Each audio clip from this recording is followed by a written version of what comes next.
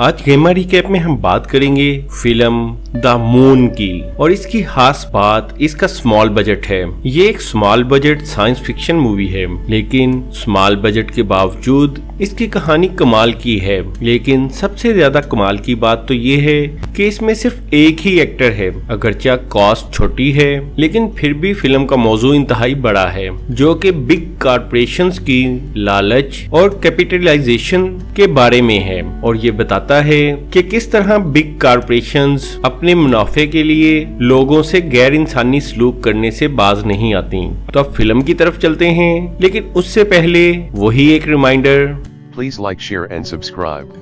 Film के शुरू में दिखाया जाता है कि हमारी जमीन पर रिसोर्सेज की कमी हो चुकी है, इसलिए बिग कॉर्पोरेशंस मून पर माइनिंग करके जमीन की मेटलर्जी की जरूरियात को पूरा कर रहे हैं, और इस मकसद के लिए चांद पर ऑटोमेटिक मशीनों का एक मुकम्मल निजाम मौजूद है, जिसे चलाने के लिए 3 साल के कॉन्ट्रैक्ट पर एक आदमी जिसका नाम सैम है को भेजा जाता है। और चूंकि यहाँ सब कुछ ऑटोमेटिक है, इसलिए सैम का काम बहुत कम है, और इस वक्त सैम मून पर अकेला ही मौजूद है, यानी उसे 3 साल तक मुकम्मल तन्हाई की जिंदगी गुजारनी है। और सब कुछ ऑटोमेटिक होने की वजह से उसे यहाँ अपने काम काज के लिए बहुत ज्यादा टाइम मिलता है, लेकिन जो चीज उसे तंग करती रहती है वो उसकी लोनलीनेस यानी तन्हाई है।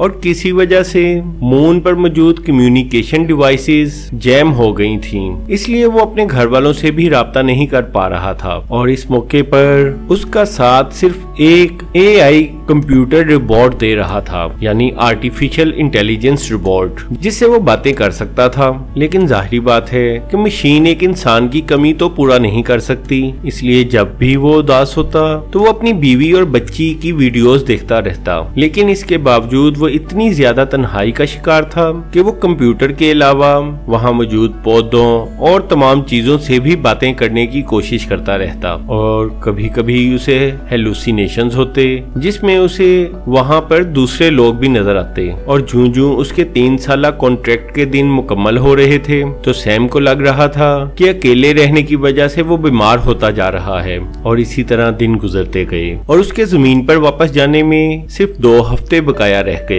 लेकिन एक दिन जब वो अपना स्पेस सूट पहनकर बाहर माइनिंग के लिए जाता है, तो अपनी स्पेस कार में जाते हुए उसे दोबारा से हेलुसिनेशंस होते हैं, और इन हेलुसिनेशंस की वजह से उसकी स्पेस कार एक पत्थर से टकरा जाती है। और इस एक्सीडेंट की वजह से स्पेस कार में मौजूद कंप्यूटर बताता है कि स्पेस कार में ऑक्सीजन की कमी हो गई है। और ये सुनते ही सैम ने अपना हेलमेट दोबारा पहन लिया, लेकिन बहुत देर हो चुकी थी, और उसी वक्त उसकी स्पेस कार एक स्पेस स्टॉर्म में फंस चुकी थी। लेकिन अगले सीन में जब सैम की आंखें खुलती हैं, तो वो देखता है कि वो दोबारा अपने बेस पर मौजूद है, और उसके तमाम जख्म ठीक हो चुके हैं। लेकिन ऐसा लगता था कि उसकी याददाश्त को कुछ मसला हो गया है, और उसे सिर्फ ये याद था कि वो यहाँ 3 साल के कॉन्ट्रैक्ट पर आया है।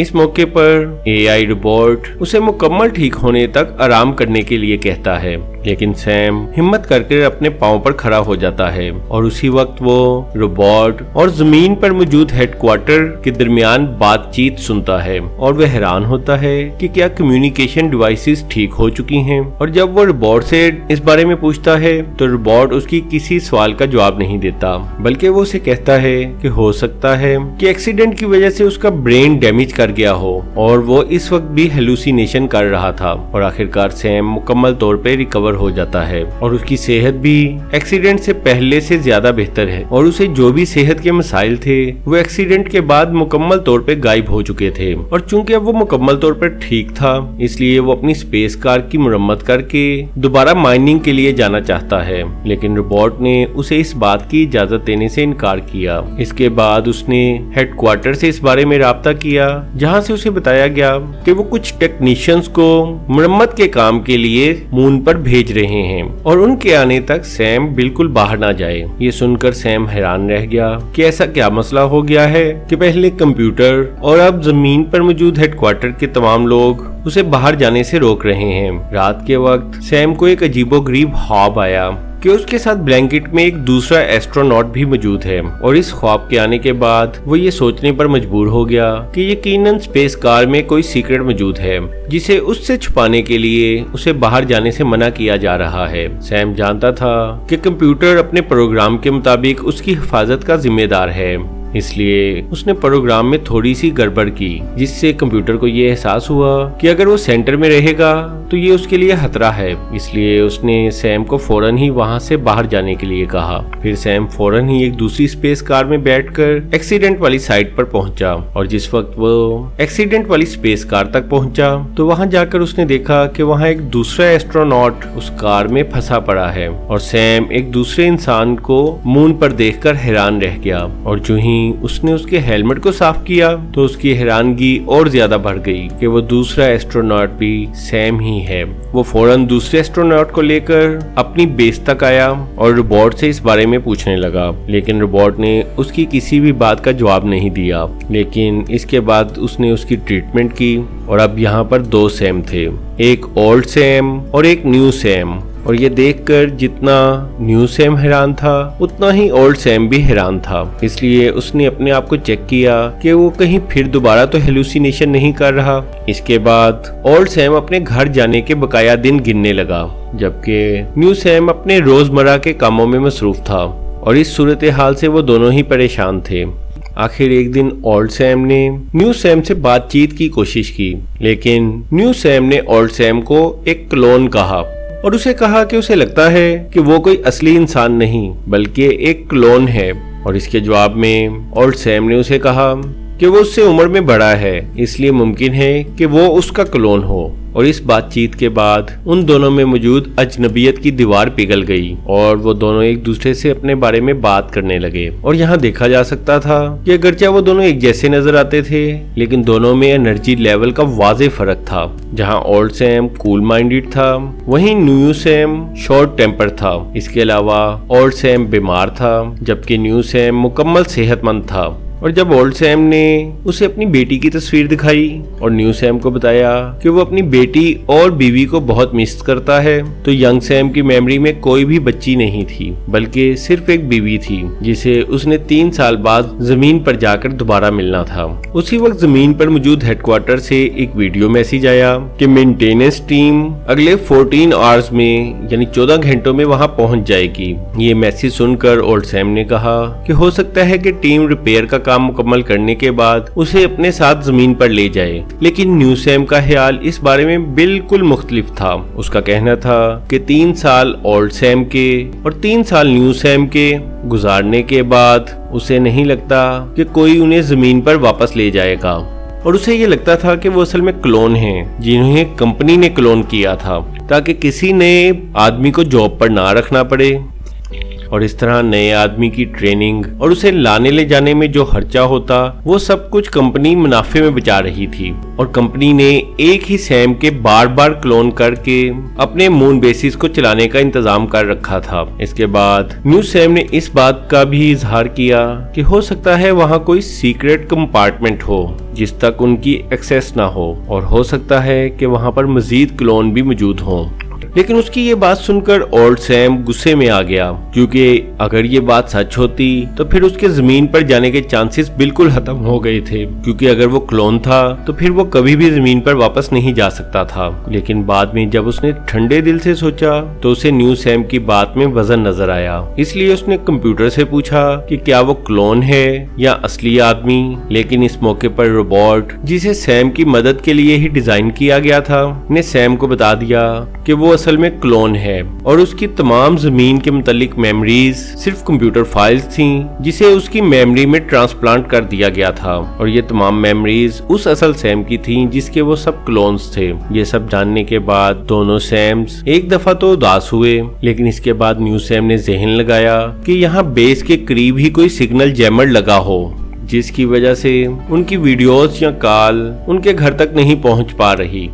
और ये जानने के लिए वो दोनों अपनी अपनी स्पेस कार्स में बैठे और बेस से दूर चले गए। और आखिरकार थोड़ी दूर जाने के बाद सैम को जैमर्स मिल गए, लेकिन उसी वक्त ही ओल्ड सैम की बीमारी बहुत ज्यादा बढ़ गई اور جب وہ اپنی بیس پر واپس آئے تو اولڈ سیم نے دیکھا کہ اس کی بیماری اتنی بڑھ گئی ہے کہ اس کے دانت بھی ٹوٹنا شروع ہو گئے ہیں، اور وہ یہ دیکھ کر بہت حیران ہوا کیونکہ وہ ابھی صرف 30 سال کا تھا، لیکن اسے تمام بیماریاں بوڑھے آدمیوں والی لگی ہوئی تھیں۔ پھر اس نے اس بات کی اصلیت کو جاننے کے لیے کمپیوٹر کے ڈیٹا بیس میں داخل ہونے کی کوشش کی، لیکن کئی اٹیمپٹس کے بعد بھی اس کا پاس ورڈ رونگ ہی رہا، اور اس موقع پر اس نے روبوٹ سے ہیلپ کے لیے کہا اور روبوٹ نے اسے ٹھیک پاس ورڈ لگا دیا۔ اور ڈیٹا بیس میں داخل ہونے کے بعد سیم نے دیکھا کہ اس سے پہلے بھی سیم کے بہت سے کلونز یہاں کام کر چکے ہیں، اور وقت پورا ہونے یعنی جب بھی 3 سال پورے ہوتے تو وہ سب اسی طرح ہی بیماریوں کا شکار ہو کے مر جاتے، جس سے اسے یہ بھی اندازہ ہوا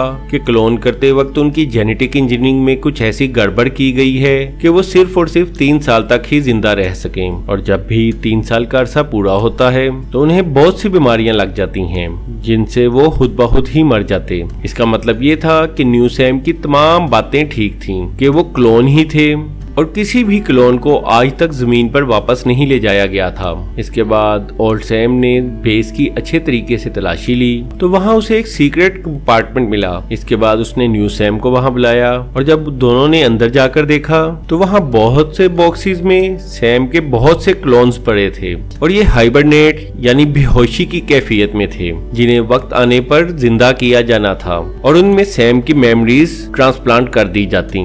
یہ دیکھتے ہی اولڈ سیم نے ایک کمیونیکیشن ڈیوائس پکڑی اور بیس سے اتنی دور چلا گیا جہاں جیمر کام نہ کر سکیں، اور جب اس نے اپنے گھر ویڈیو کال کی تو وہ کال ایک ینگ لڑکی نے اٹھائی، لیکن اس لڑکی نے بتایا کہ سیم کی بیوی مر چکی ہے اور وہ اس کی بیٹی ہے۔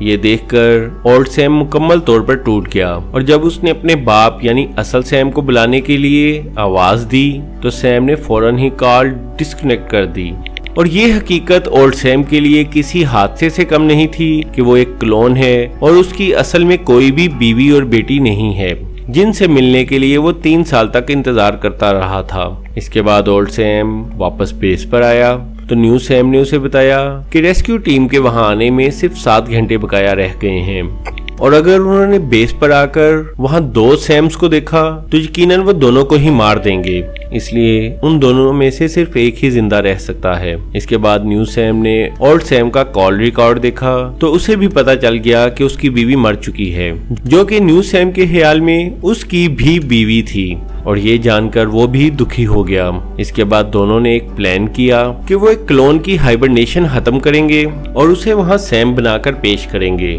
جبکہ اولڈ سیم اس کے باکس میں چھپا رہے گا اور نیو سیم ان کی اسپیس شپ میں زمین پر واپس جانے کی کوشش کرے گا۔ اولڈ سیم جانتا تھا کہ اس کی زندگی کے دن اب تھوڑے ہی رہ گئے ہیں، اس لیے اس نے نیو سیم کو کہا کہ وہ اپنی زندگی بچانے کی کوشش کرے اور اس کی فکر چھوڑ دے۔